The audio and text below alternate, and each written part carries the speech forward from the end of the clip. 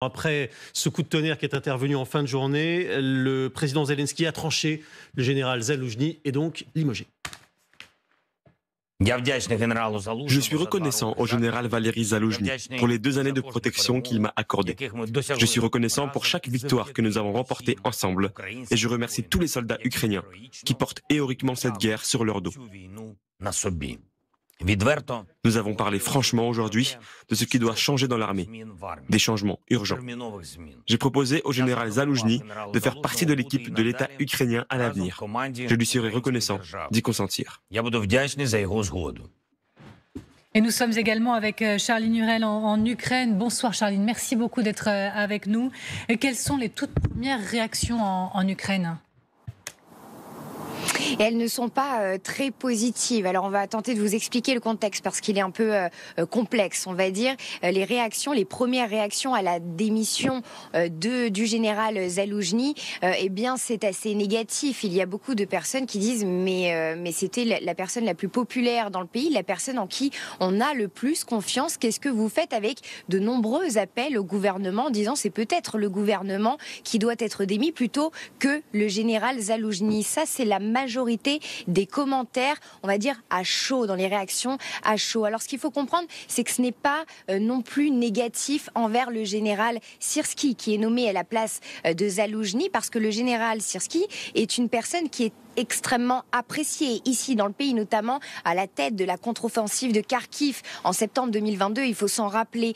Donc ce sont vraiment des commentaires à chaud en disant on ne comprend pas pourquoi ce changement de stratégie. Et puis il y a d'autres voix qui s'élèvent en disant c'est peut-être pas plus mal au bout de 2 ans de guerre de pouvoir changer ses plans, cette stratégie avec ce qu'a énoncé le président ukrainien Volodymyr Zelensky en disant qu'il fallait un meilleur commandement des personnes qui avaient une expérience de terrain, des expériences de première ligne pour pouvoir diriger cet état-major et puis de rééquilibrer ces brigades parce qu'il y a de nombreux déséquilibres dans ces brigades et donc c'est une volonté de tout remettre à plat. Donc vous voyez, pour le moment, on va dire que la population est un peu sous le choc de tout cela, de devoir se séparer du général Zaloujny, mais finalement pas non plus extrêmement négative à l'idée de voir le général Syrski arriver à la tête de cet état-major. Intéressant de vous entendre. Merci beaucoup Charline Hurel avec Camille Sceaux à vos côtés. Nos experts diplomatiques, notre Dream Team de l'analyse militaire et géostratégique ne seront pas de trop pour nous expliquer ce qui est en train de se passer parce que c'est une annonce évidemment majeure.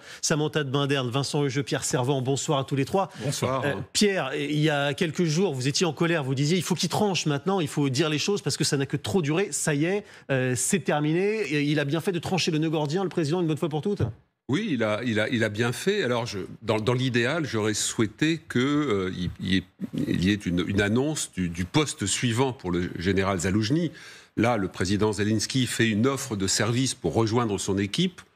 Bon, ça montre que quand même, depuis la fin de l'année dernière, où on sentait qu'il y avait quand même du jeu, de la tension, et depuis ces dernières semaines, où les rumeurs n'avaient cessé de courir, on en avait beaucoup parlé, il eût été bon que quelque chose de très concret. J'avais lancé cette idée, mais comment dirais-je, plutôt pour illustrer mon propos, qu'il soit nommé maréchal, comme le général Joffre avait été nommé maréchal de France à la fin 1916 pour être écarté. J'aime pas beaucoup le terme de limogé, parce que ça rappelle ce qui s'est passé en 1914, où justement Joffre s'est débarrassé des plus mauvais généraux qu'il avait en les nommant sans poste, sans responsabilité à Limoges, la ville de Limoges. D'où le terme de limogé. Ah oui. Ça vient de là. Donc je trouve que c'est injuste pour le général Zaloujny.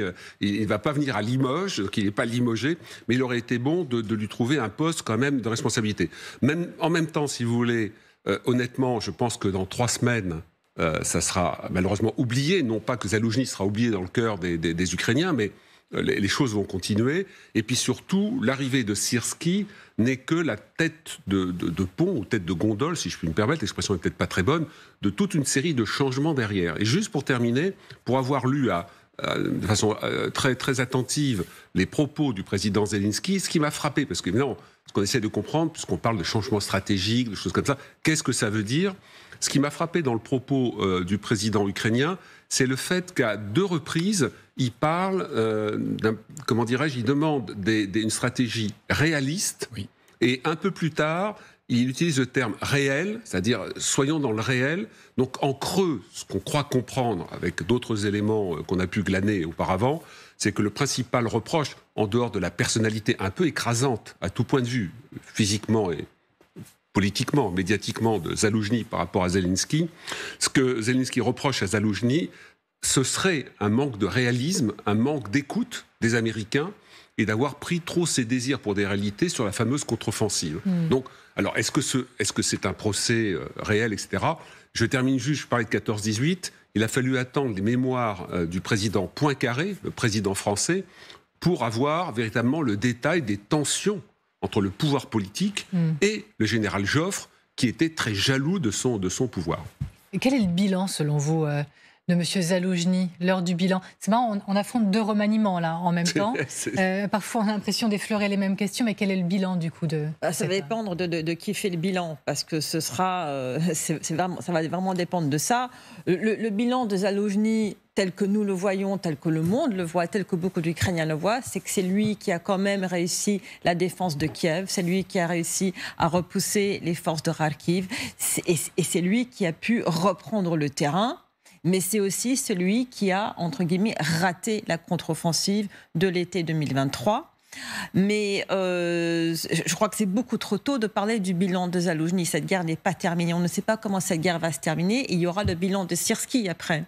Une chose qui est reprochée à Syrski, et on en parle encore aujourd'hui, c'est d'avoir été celui qui insistait vraiment sur Bakhmout et sur les pertes de Bakhmout. Syrski, il faut quand même le rappeler, est né en 1965. C'est très important de comprendre cette différence d'âge de 8 ans entre Syrski et Zaloujny, parce qu'il y a l'homme soviétique, Syrski, et l'homme post-soviétique, Zaloujny. Donc celui qui est devenu adulte, actif, après l'effondrement de l'URSS. Syrski a fait ses études militaires à Moscou. Il est né en Russie. Alors, je ne sous-entends pas du tout qu'il soit un agent russe. C'est un patriote ukrainien. Mais il est formé dans l'école soviétique, qui est moins flexible sur le champ de bataille que les forces modernes. Alors, il a pris tous les cours qu'il fallait dans les écoles occidentales, dans les écoles de l'OTAN.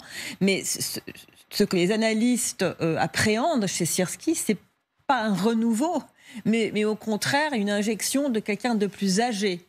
Et comme Pierre l'a dit, aujourd'hui, les dernières dépêches sur les médias ukrainiennes ce soir disent qu'il n'y a pas que Zaloujny qui part. Il y a maintenant toute une équipe en dessous de Zaloujny qui va être remplacée. Syrski aurait même proposé à Zaloujny de travailler sous ses ordres, ce qui montre un petit peu les tensions qui existent entre ces hommes. Parce que ces tensions, on en parle depuis des mois. C'est pas que Zelensky et Zaloujny, c'est Zaloujny et Syrski. Et certaines mauvaises langues à Kiev, quand j'étais au mois de décembre, disaient si Zaloujny est mis de côté, ça va créer de telles frictions et de telles tensions dans l'armée qu'on risque d'être plus occupé à essayer de trouver une solution entre nous que de s'occuper du front. Donc ce qui se passe aujourd'hui, on va voir dans quelques semaines si ça aura un impact sur le front. Mais ce soir, en Ukraine, les tensions, surtout les tensions parmi les militaires, sont vives, sont vraies. Charline l'a dit, les gens ne sont pas heureux et ce n'est vraiment pas le meilleur moment pour que ça arrive. Et évidemment, le président Zelensky affirme que tout ça n'a rien de politique. Écoutez. Aujourd'hui, j'ai décidé de faire le point sur le commandement des forces armées ukrainiennes. Il ne s'agit pas de nom, de famille, et encore moins de politique. Il s'agit du système de notre armée, de la gestion des forces armées ukrainiennes et de l'exposition des commandants de cette guerre à l'expérience du combat. Chaque soldat, chaque sergent et chaque officier qui voit le front comprend quelles décisions sont nécessaires. Une efficacité technologique nettement supérieure des actions de l'armée. Redonner vie à la généralité. Le personnel de tous les niveaux doit connaître la ligne de front, aussi bien que les soldats au point zéro. Alors sûrement pas politique, on peut le croire, Vincent, ou pas? Non, évidemment non. C'est-à-dire que vous évoquiez tout à l'heure en préambule un coup de tonnerre. C'est un coup de tonnerre qui survient dans un ciel fort peu serein et c'est vrai qu'il était plus que temps que l'orage éclate une bonne fois pour toutes. C'est quand même des semaines maintenant que les analystes ukrainiens eux-mêmes spéculent sur le calendrier de l'éviction programmée de Zaloujny. J'ai consulté plusieurs sites ukrainiens connus à la fois pour leur fiabilité et pour leur indépendance cet après-midi. Et ce qui sort, c'est que d'abord, on reproche beaucoup, outre ce passé d'homo soviéticus qu'on évoquait à l'instant avec Samantha, chez le nouveau Syrskyi, une obsession des gains tactiques très coûteux humainement, sans nécessairement une vision stratégique globale. Et l'exemple qui revenait chez la plupart des analystes critiques, c'était Barmout. C'est-à-dire le fait qu'il ait voulu tenir à tout prix, alors sans doute dans le respect d'ordre qui émanait de la présidence, mais c'est ce que disait Zelensky aussi, avait été ravageur, dévastateur en termes humains. L'un d'eux expliquait qu'il envoyait ses types au casse-pipe pour un bouquet d'arbres ou un hameau déserté. Bon. Et quand on connaît, on l'a souvent évoqué ici, la rareté qu'il faut gérer en termes d'effectifs côté ukrainien, c'est problématique. Deuxième élément qui revient, c'est qu'il lui est reproché, alors je sais que c'est un grand classique du genre, un manque de charisme, c'est-à-dire que par rapport à un Zaloujny qui pouvait manier l'ironie, la provocation, il semble que lui communique d'une manière très sèche, très factuelle, très chiffrée en quelque sorte. Et puis, ce qui est paradoxal, et je reviens donc à l'intervention de Zelensky et au caractère politique ou pas, Samantha le disait, dans son propos, Zelensky attribue 1000 mérites aux nouveaux venus, y compris la défense de Kiev dès le début de l'offensive avortée de Moscou, donc le blitzkrieg manqué de février 2022. Il lui attribue aussi le mérite de la contre-offensive fulgurante et spectaculaire, humiliante pour Moscou sur la région de Kharkiv. Mais après tout, si l'on était des fidèles de Zaloujny, on pourrait aussi lui attribuer ces mérites-là. Donc si vous voulez, tout ça quand même crée un climat que je trouve assez délétère, qu'il va falloir assainir très vite. Et je termine sur un élément, parce que là aussi, ce ne sont pas des analystes moscovites qui le disent, mais des gens de Kiev. La popularité de Zaloujny a pu irriter dans le cercle présidentiel. Les derniers sondages montrent que son taux de popularité était de 92%, 72% pour Zelensky, ce qui reste absolument remarquable après tant d'années d'épreuves, et que plus de 70% des Ukrainiens interrogés ne souhaitaient pas l'éviction de Zaloujny et préféraient qu'il soit maintenu à son poste.